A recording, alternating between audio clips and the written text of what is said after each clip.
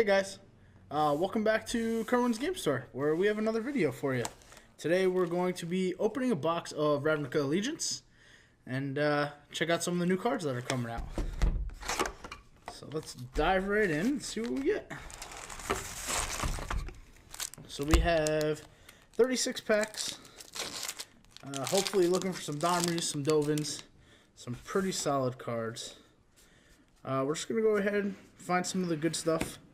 I want to take a minute to talk about this card, Growth Spiral. Pretty cool, 1 green, 1 blue. You can instant speed, draw a card, and put a land from your hand on to the battlefield. I think this card has a lot of play, maybe in some sort of a ramp style of deck. Alright, so our rare for this pack, we have Cindervine. Whenever an opponent casts a non-creature spell, it deals 1 damage to that player. Possible sideboard card, maybe more casual appeal than anything. Let's dive right in. Pack 2. What do we got? Ooh, Gutter Bones. Gutter Bones is pretty cool. Possibly see play in a black-red style of deck. It is a 1-mana 2/1 that enters the battlefield tapped. And you can pay 2 and return it from your graveyard to this hand. And you activate it only if an opponent lost life this turn. Pretty sweet card, can recur itself. Just gives you a sack outlet. Probably works pretty good with Judith. So hopefully we get one of those. Let's see. Awaken the Erstwhile. This card's kind of medium, probably casual. Each player discards their hand and then makes that many 2/2 black zombie creature tokens. Not my cup of tea. Let's get to the juicy stuff. Another Growth Spiral. Let's see. Dovin's Acuity. Acuity, that's cool. Ooh, Absorb. This is a good one. 1 blue, or 2 blue, 1 white, sorry. Instant speed spell. Counter target spell and you gain 3 life. This card's pretty cool. This is a throwback. I don't remember from which set, but this is a reprint. Possibly side somewhere in Blue-White Control and Modern. Definitely Blue-White and Standard will probably be a thing. Maybe a Jeskai, maybe a band, flash decks like that. Probably seems pretty good with Teferi. I think Standard right now, gaining 3 life is really good in general. Fight against cards like Chain Whirler and Mono Red and whatnot's going on there. So let's... Ooh. Alright, this is a card I really want to dive into. Simic of Foresight. It is a 4-mana 4/4 Sphinx with flying. The cool part is this card is...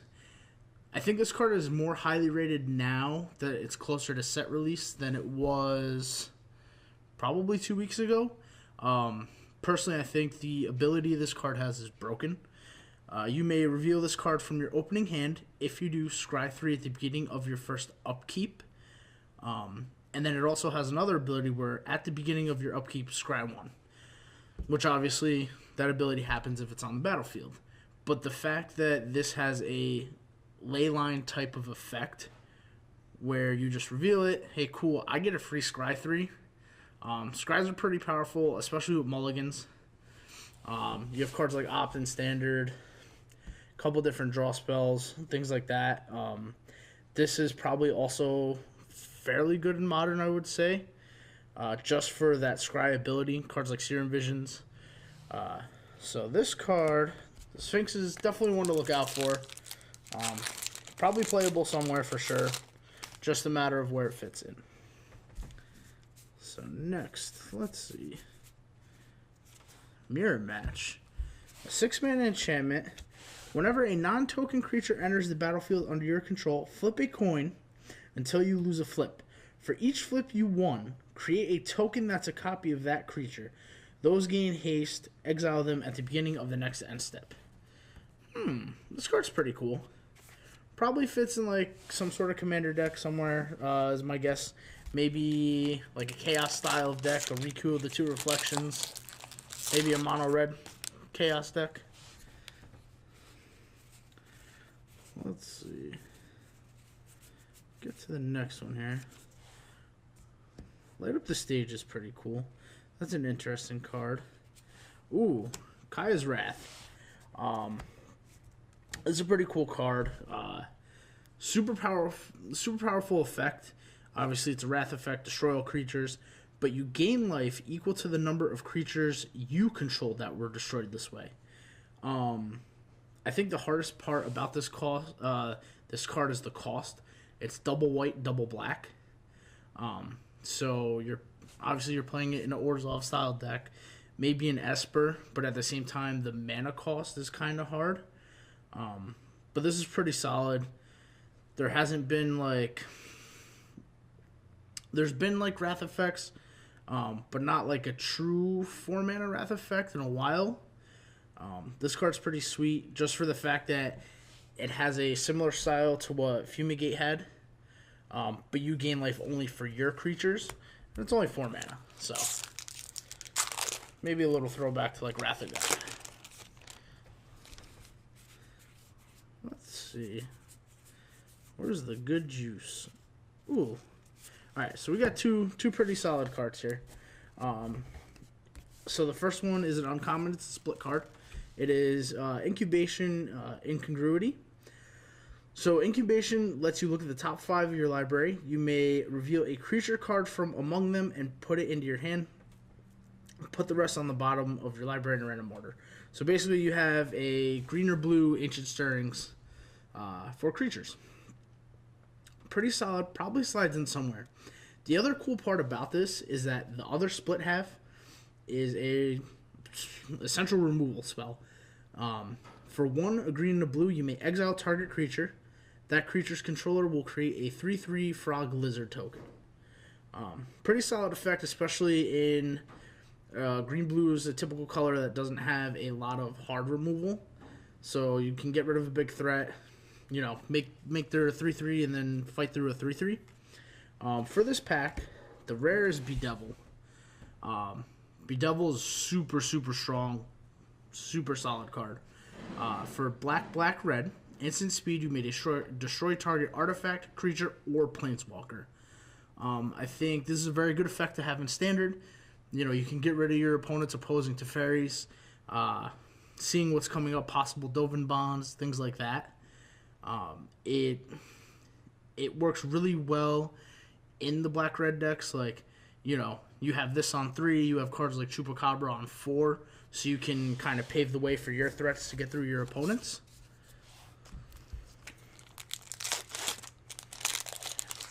Alright, we're going to keep cruising on through. Let's see. Okay. A little Simic Ascendency. This card's interesting. This is a cool one. It is a blue and green enchantment. You may pay 1 a blue and a green, put a 1/1 counter on target creature you control. Whenever 1 or more +1/+1 counters are put on a creature you control, put that many growth counters on Simic Ascendency. At the beginning of your upkeep, if Simic Ascendency has 20 or more growth counters on it, you win the game. Card's pretty cool. Very interesting for 2 mana. Who knows where it slides and what style of a format. You could probably, maybe brew up some sort of, blue-green Simic deck in Modern, like an Evolve style deck. Maybe it works well with a card like Hardened Scales. In Standard, it's kind of interesting with some of the types of counters decks that are going on. I don't think it slots too well into Standard, but who knows? For all the brewers out there, keep brewing. So let's see. Okay. Nothing crazy. So Unbreakable Formation is a 3-mana instant. Creatures you control gain indestructible until end of turn. It has the mechanic called Addendum. If you cast a spell during your main phase, put a 1/1 counter on each of those creatures and they gain Vigilance until end of turn. This card's pretty cool. Maybe it has a home in the Selesnya token style of deck, maybe the mono white deck. Swinging with my guys, especially a card like Adanto Vanguard. Obviously it already has Indestructible, so you don't have to worry. but you can also give it counters. You can give all your tokens counters from cards like History Benalia, things like the Legion Landing tokens. So, pretty interesting card. Good way to fight through removal. All right. Let's see.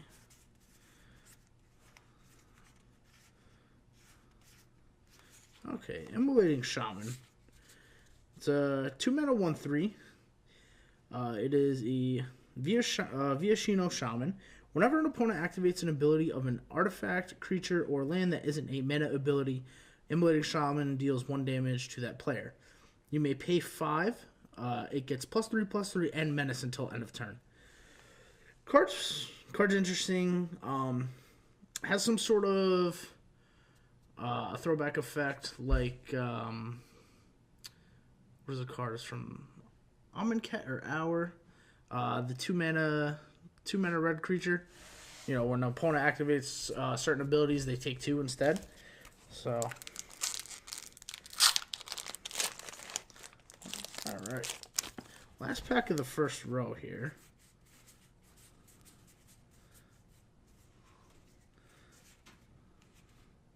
Actually, I'll talk about this too, but we'll get to the rare. Plaza of Harmony is the rare for this pack. When it enters the battlefield, if you control 2 or more gates, you gain 3 life.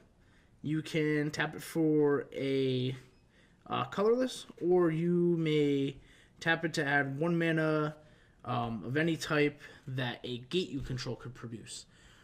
Pretty cool. I think gates actually could be like, you know, maybe an F&M deck, like some sort of French playable, just for fun.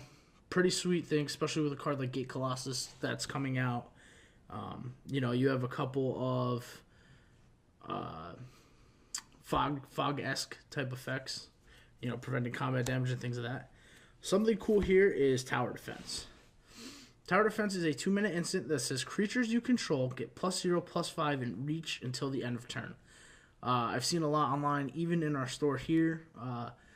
One of our lovely Team KGS employees is brewing with an Arcady style deck. So it's something that's pretty interesting. I think, you know, just like, you know, what's the French deck for Modern? Simic. They call them Simic Big Butts. Well, there you go. You play Arcades, you know, swing in. Who's going to block, you know, zero power creatures. All right, on to the second row.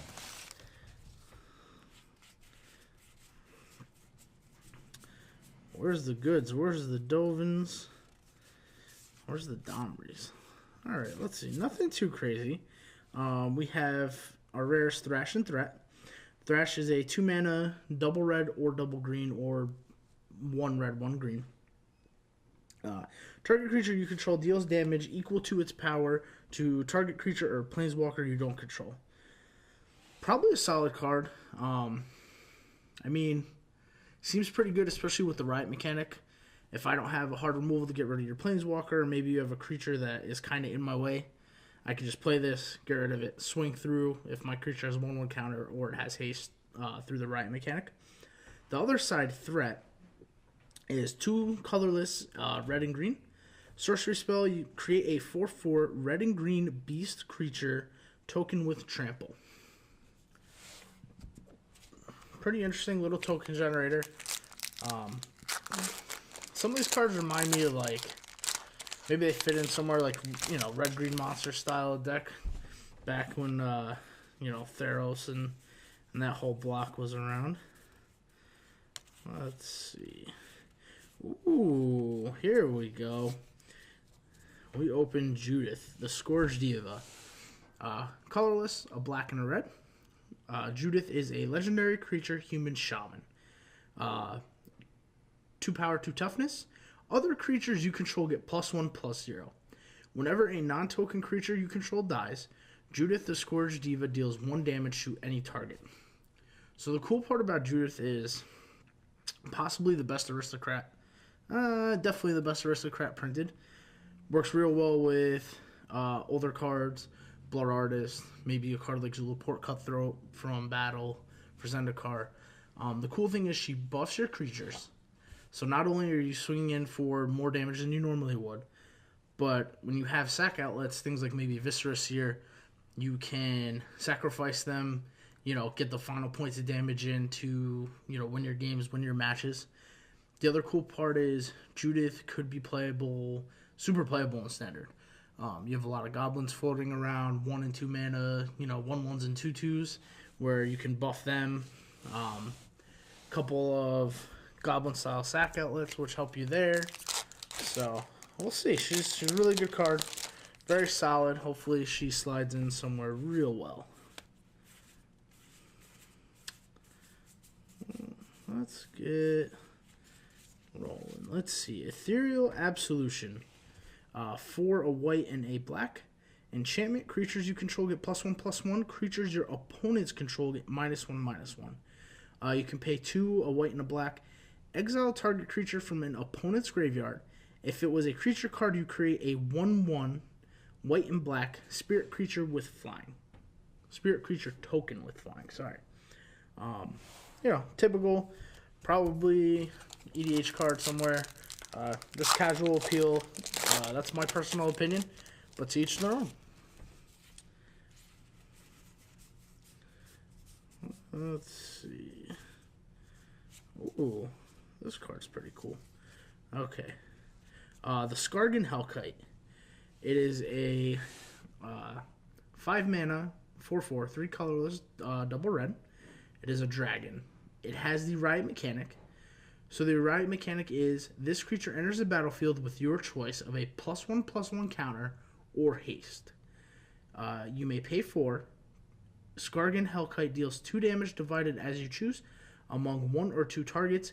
Activate this ability only if Gargan Hellkite has a +1/+1 counter on it. We see these cards all the time.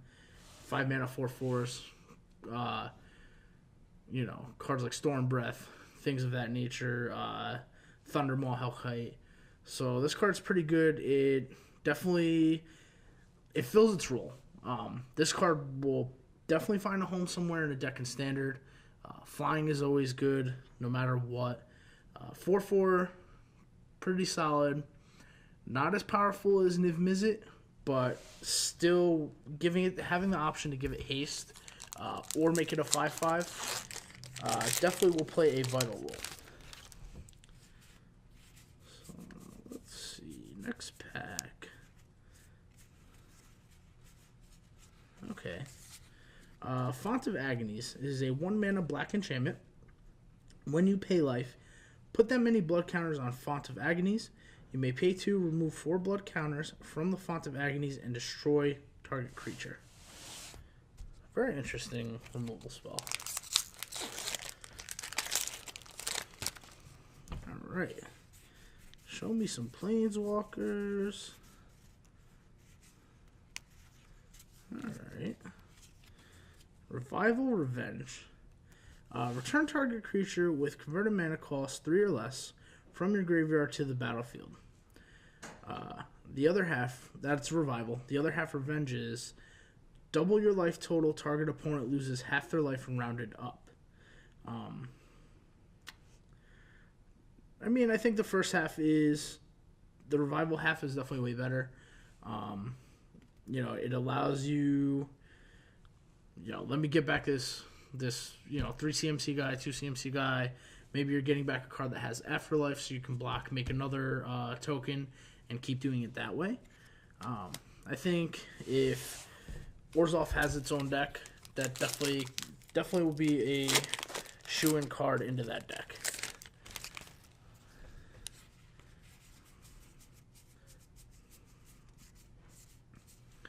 Okay, interesting. This is a pretty good card to talk about. So, Tithe Taker. Tithe Taker is a 2 mana 2/1. Biggest thing is it's a human. For all those modern aficionados out there. During your turn, spells your opponents cast cost 1 more to cast, and abilities your opponents activate cost 1 more to activate, unless they are mana abilities.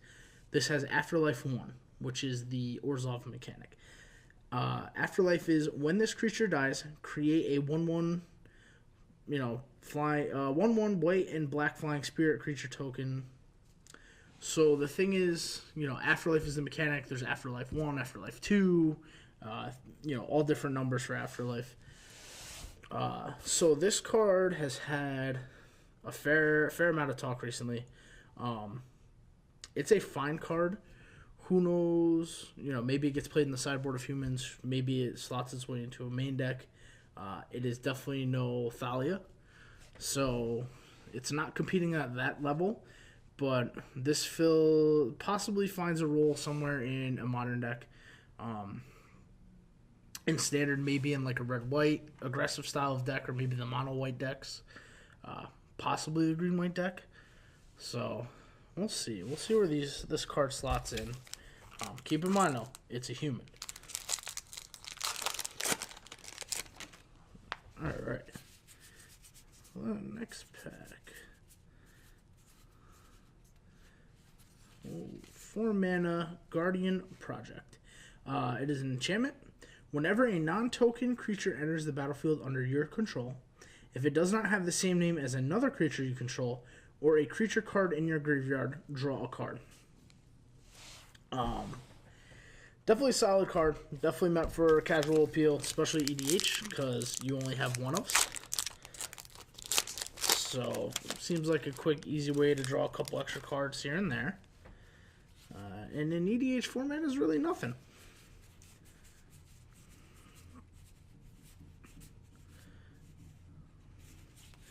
Alright. Tome of the Guild Pack is a 5-mana artifact. Whenever you cast a multicolored spell, draw a card. You may tap it to add 1 mana of any color. Not a terrible card. Again, probably more of a casual appeal, depending somewhere. Maybe it finds its way into those players out there who have multicolored cubes. I know I have a friend who has a multicolor cube, and it is like the greatest thing ever to draft. So maybe that slides in there, you know. Give you a way to draw some extra cards and get some mana. So let's see. Oh, Deputy of Detention. Very cool card. For those of you who've been playing for a while, Deputy of Detention is basically a detention sphere. It is a 3-mana 1/3 Vidalcan Wizard. Fairly important. I think if, you know, a lot of talks say if this was a human, it'd be busted, especially modern, you know, with cards like Reflector Mage and things of that sort.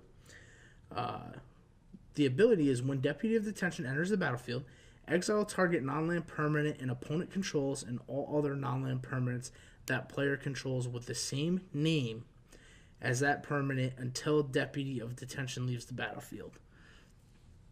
Very solid card. Definitely fills role somewhere, whether it be modern, whether it be standard, in a blue-white control style of deck, maybe a, you know, Bant style of deck.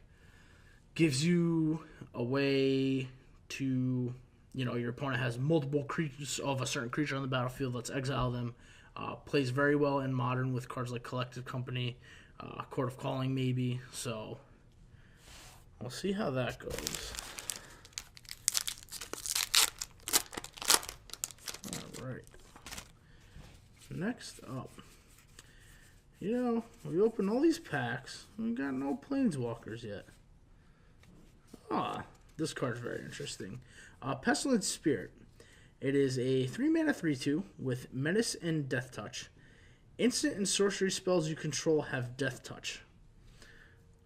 Very interesting card. So now all of a sudden, you know, your lightning strikes have Death Touches, your shocks, your wherever you play, your bolts, your gut shots. This card's pretty interesting. It, in a way, plays the opposite of an older card, Soulfire Grandmaster, I believe is the card from Fate Reforged, I want to say. Feel free to correct me if I'm wrong. Which gives your instant sorceries lifelink. So this is kind of the opposite of that. It gives them Death Touch now. In Standard, could definitely be fairly interesting with a card like Shock, you know, 1 mana deal 2. I don't know.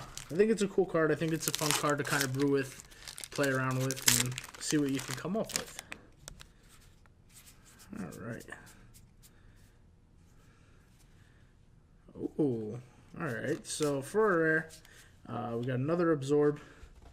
Nothing super special here except for this guy. The Terramander. It is a 1-mana Salamander Drake, 1/1 with flying.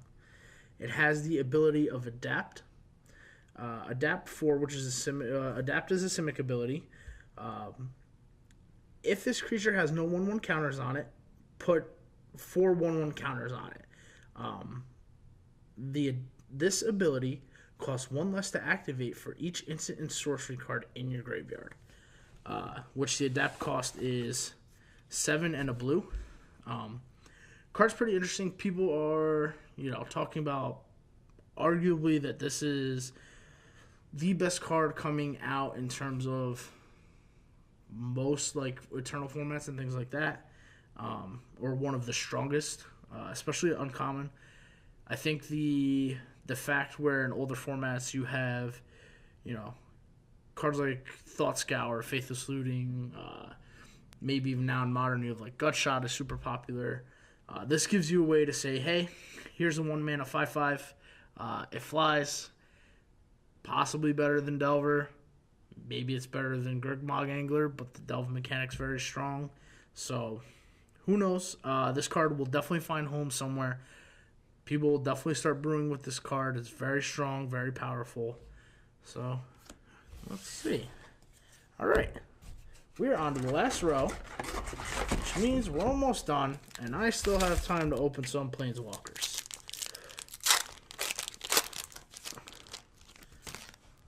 Alright, let's just go through. Okay, drill bit. Alright, our first shock. Godless Shrine. I am super excited that the shocks are getting reprinted.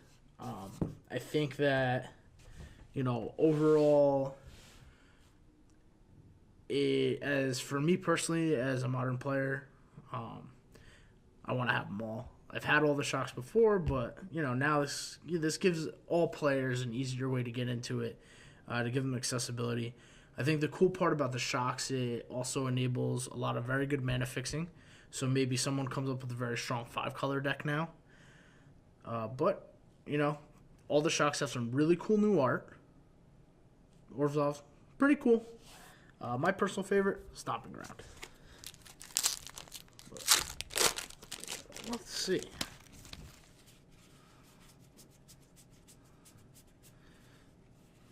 Ooh, Electro Dominance.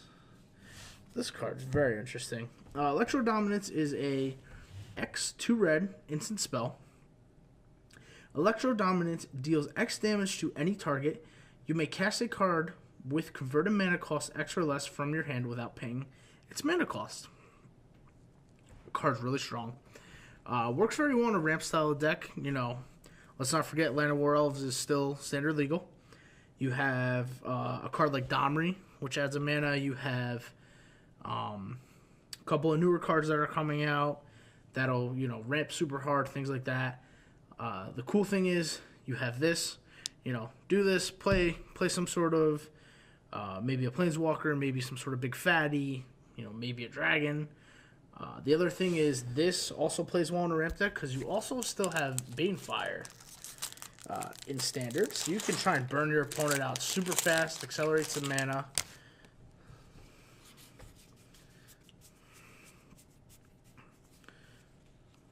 Alright. Cool. Foil for the pack. A little shiny Blood Crypt. Priest of Forgotten Gods. This card is very, very interesting.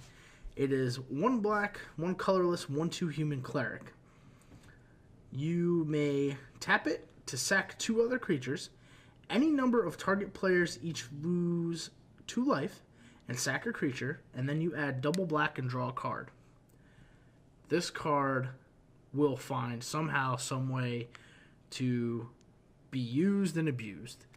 The amount of abilities that this card has, typical in Magic, any card that has a lot of writing is usually pretty good. This card has numerous amounts of effects going on at the same time. It's just a matter of keeping it on board, being able to activate it. But somehow, some way, this card will find a home. It's very powerful, has very powerful effects, especially the fact that you are not only adding mana and drawing a card, but, your opponent's losing life and they're sacking a creature. So we'll see where this card slots in. Hopefully it finds a really solid home, plays very well. But I don't know. I think this card's very good. Alright, on to the next one. Alright, so we got another Kaya's Wrath. Quick, easy. I already talked about that one.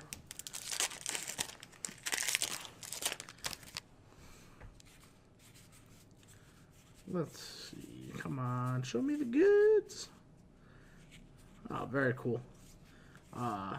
So for our rare, we have the Maddie Reveler. 2 mana, 2/2, Human Shaman. It has the mechanic called Spectacle. Spectacle is you may cast this card for its Spectacle cost rather than its mana cost. If an opponent lost life this turn, the Spectacle cost is 2 black and red. When Maddie Reveler enters the battlefield, discard a card, then draw a card. If the Spectacle cost was paid instead, discard your hand, then draw 3. Very, very, very Bedlam Reveler-esque. So now instead of 4 Bedlam Revelers in Modern, you have 8. Card's very interesting, like, if you're stuck with lands in your hand, discarding lands, drawing fresh cards, that's always a good thing. Maybe there's cards you don't need, you can find ways, you got one card in your deck that wins you the game, this is a possible easy way to find that out. Card's fairly good. Just, again, matter of, brewers brewing and people finding homes. So we got a few packs left here. Here's one of the ramp cards. Incubation Druid. 2 mana 0/2 Elf Druid. It says, tap to add 1 mana of any type that a land you control could produce. If Incubation Druid has a 1/1 counter on it, add 3 of that mana instead. It has Adapt 3 for 5, which is the mechanic that puts counters on it. This card, plus Llanowar War Elves, plus, maybe a Druid of the Cowl. There is going to be some form of a ramp deck. Whether it's go super big, like old school red-green monsters, where you had a card like Genesis Hydra, but now you have, the new Hydra that's coming out, the blue-green one. This card is very powerful. There are cards from Ixalan and Rivals that put counters on things that are, green cards and things of that nature. The new mechanics with Adapt.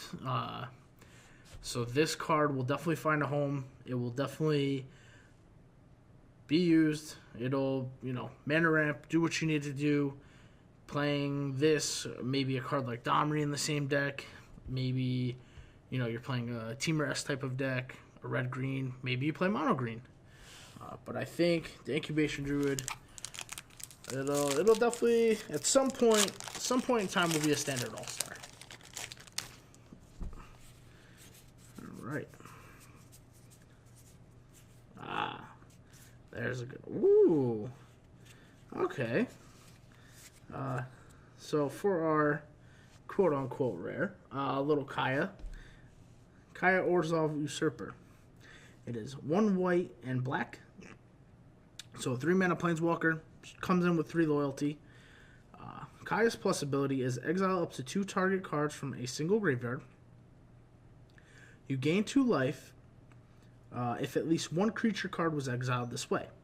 Her -1 is exile target non-land permanent with CMC 1 or less. Her -5 is she deals damage to target player equal to the number of cards that player owns in exile, and you gain that much life. Card's pretty cool. I've gotten to a fair bit of conversation with other players, friends, and whatnot about this card. I think at first, this card is not the greatest, but it's not the worst. Who knows if she finds a home? I'm sure people will definitely try and play with her, probably more so in older formats. 3-mana Planeswalker is never necessarily a horrible thing, but her abilities can be kind of slow. I don't know if they slot into Standard, but the funny part is, out of this pack, probably have the most maybe underrated, maybe correctly rated, arguably one of the best cards coming out of this set, Rhythm of the Wild. It is a 3-mana enchantment that says creature spells you control can't be countered. Non-token creatures you control have Riot. So obviously, time and time again, people keep mentioning whether it's, pros writing articles, players talking on whatever, websites or forums they use. Riot is a strong mechanic. Card like this at 3 mana, you can play it on turn 2. Again, I'll refer back to Land or War Elf. But you play it on turn 2, let's say, and from there, cards like the Gruul Spellbreaker and whatnot, maybe not because she already has it, but other cards anyways. Pull 1/1 counters on things, give things haste, maybe things that don't have the Riot mechanic. So I think a card like Rhythm of the Wild definitely accelerates the game plan. Maybe it's in the main, maybe it's in the side, but who knows? Ooh, okay. Man, we're just getting all the goods back to back to back. Prime Speaker Vannifar. 4 mana, 2/4. It is basically Birthing Pod on a stick. For those of you that may not know, Birthing Pod is an artifact that lets you do broken things, find your quote-unquote silver bullets, lets you play a lot of random cards, and basically find the answers you need. The only difference with this is that Prime Speaker Vannifar is a creature, so she needs to stick around and tap. If you can get rid of her as soon as possible, you're probably fine. Let's see. Okay. We got 2 more really solid cards here. Wilderness Reclamation. I've read some talk about this card online. It has a 4-mana enchantment that says at the beginning of your end step, untap all lands you control. It's not as powerful as like maybe a Seedborn Muse type effect, but something like this in Standard could be pretty solid. Maybe in a bank control style of deck, or maybe you're playing a blue-white splashing green, or you're playing a deck with a lot of instant speed type effects. Maybe it's good in gates. But the fact that you can just untap your lands at your end step, maybe prevent combat damage, counter your thing, flash in something. The card seems like it'll probably get some use. For our rare, we open Zeniga Utopian Speaker. A 4-mana 4/4 legendary merfolk. When Zeniga Utopian Speaker enters the battlefield, if you control another creature with a +1/+1 counter on it, draw a card. Each creature you control with a 1/1 counter has trample, and it has Adept 4 for 6 mana. So it can be an 8/8 for an additional 6 mana. I think this card's pretty cool. It works well. Obviously, we have Merfolk and things from Ixalan and Rivals that have the Explore mechanic, which puts 1/1 counters on them. So maybe this... I know on Arena, there's a lot of blue-green Merfolk decks floating around. Maybe this slots into that deck, just to beef up your guys. But it's possible it doesn't. Maybe it slows you down at 4 mana. You'd rather be doing other things. But I think this card's, fairly well. Has a lot of text. I think at first it was slightly underrated. But now, could probably find a way. So let's see. Another Rhythm of the Wild. Ooh. We got 2 good ones. Alright. So for our foil, we have a Angel of Grace. Angel of Grace is a 5-mana 5/4, mythic angel. Has flash, which is super, super relevant. Flying, and when it enters the battlefield, damage that would reduce your life total to less than 1 reduces it to 1 instead. So obviously it has an Angel's Grace type of effect, because that's the name. For 6 mana, you may exile it from your graveyard. Your life total becomes 10. I think this card is extremely relevant. You know, at first, maybe people are undervaluing it right now, maybe like a week ago, but now, after going back, relooking at cards, going over and seeing, like, Flash is super big, super good. It definitely trades with a lot of things. It can keep you alive, and the fact that you can exile from your graveyard, where there's not a lot of graveyard hate in Standard right now at all, because there's no real grave decks. You know, out of nowhere, you just go to 10. So I think this card will definitely find a home, will definitely be relevant. You still have cards like Lyra in the format for now. So, all right, for the actual rare, we have Hero of the Precinct one, 2 mana 2/2. Human Warrior. Whenever you cast a multicolored spell, create a 1/1 white human creature token. You know, maybe green-white Selesnya. Maybe a red-white Boros tokens type of deck. So, alright. Down to 2 packs. This is number 2. Ooh. Oh, yeah. Emergency Powers. It is a 7 mana instant. Each player shuffles their hand and graveyard into their library. Then draw 7 cards. Exile Emergency Powers. Addendum. If you cast a spell during your main phase, you may put a permanent card with CMC cost 7 or less from your hand onto the battlefield. 7 mana, draw 7. If I play it in my main phase, I get to play Fairy. Seems good. Maybe I play Dovin. Maybe I play an Angel, a Lyra. Who knows? But this card is real solid. You know, gives you an effect where if you're playing a flash type effect, maybe you cycle through a bunch of counter spells. Maybe you know, maybe you're more likely now to offer up some creatures as chump blockers if you're playing sort of a tempo style of deck type thing. Maybe you play a 3-color with this. But the fact that if you play it in your main phase, you know, put a big thing on the battlefield, maybe your game winner, and then you shuffle stuff back in, so more chances at drawing the goods. Alright, last pack. Let's see. Nothing crazy. Alright, Glass of the Guild Pact. 2 mana artifact, multicolored creatures you control get +1/+1. Probably more casual appeal. For 2 mana, you know, what's not to like about it? If this card costs any more, I'd be like, eh. But for 2 mana, probably more casual, probably a little more commander. So, all right. Well, that's the end of it. Thank you guys for joining us. You know, any feedback's always appreciated.